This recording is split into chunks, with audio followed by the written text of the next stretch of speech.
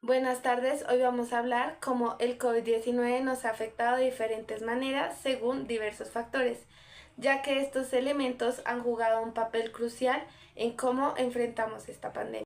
Jonathan, ¿cómo impactó la crisis económica causada por la pandemia en las poblaciones de bajos recursos en comparación con aquellas con recursos mayores?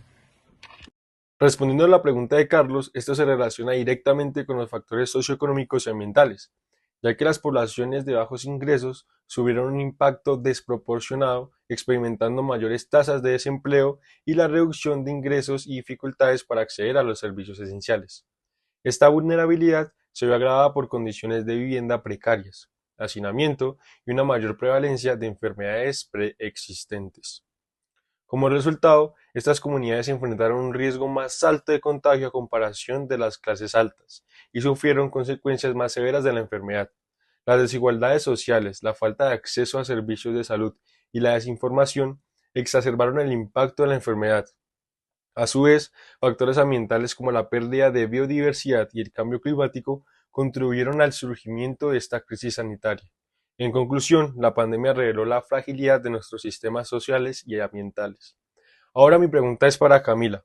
Camila, ¿cómo afecta la disponibilidad y calidad de los servicios de salud la respuesta a una pandemia como la del COVID-19?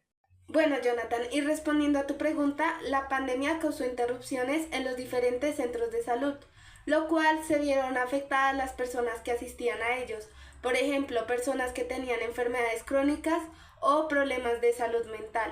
Por otro lado, vimos que hubo una escasez del personal, médicos, enfermeros, fisioterapeutas y la falta de recursos esenciales para tener en las UCIs o cómo aislar a los pacientes. No había tantas camas, tantas habitaciones, por eso se vio afectado.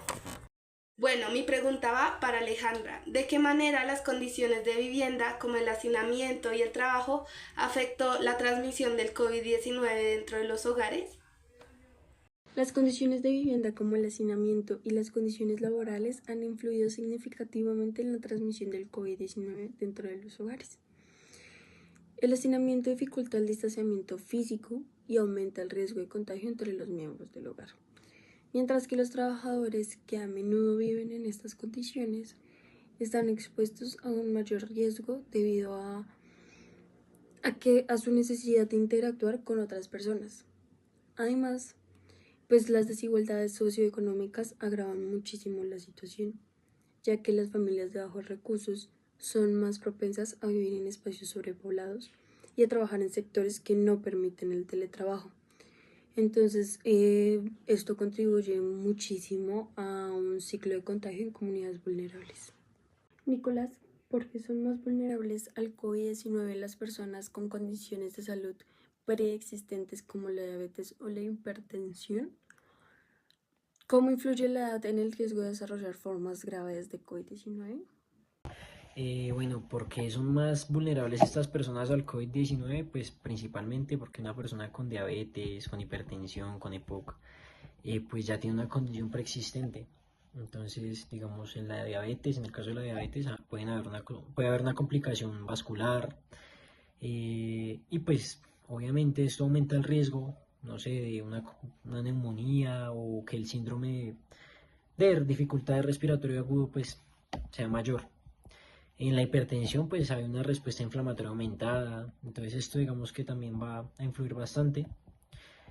Otro factor que es bastante importante y cabe recalcar, pues en la pregunta que me hiciste, claramente la edad es ¿cómo te digo?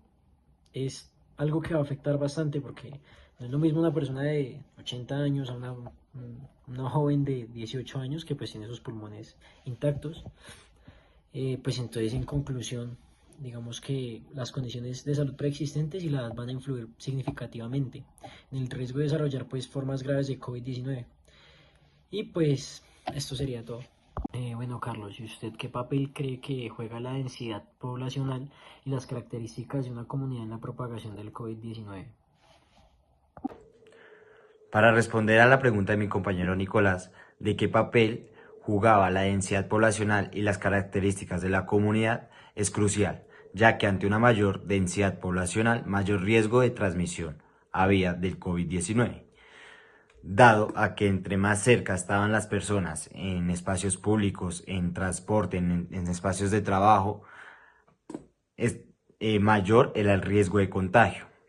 Por eso, las características de la comunidad era un factor clave, ya que hablamos de la cultura y el comportamiento social, donde el comportamiento era importante para que este virus no se transmitiera, teniendo en cuenta el tema del tapabocas, el tema del lavado de manos, era muy importante, donde también la movilidad de la población, lo ideal era que no estuvieran cerca estas personas, a 1 metro de distancia mínimo, donde se tomaron medidas, pero no fueron suficientes para detener la transmisión de este virus, como los factores socioeconómicos.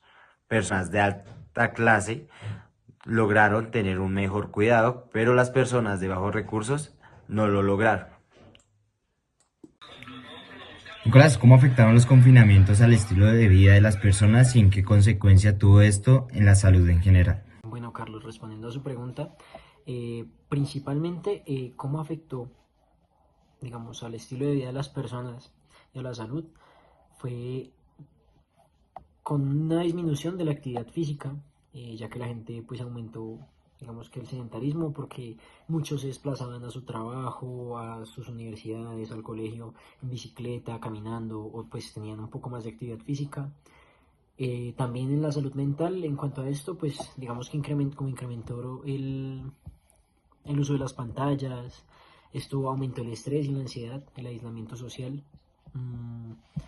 Bueno, y digamos que también en la dieta y la nutrición, pues la gente estaba comiendo más de lo que debía, no estaba comiendo cosas saludables.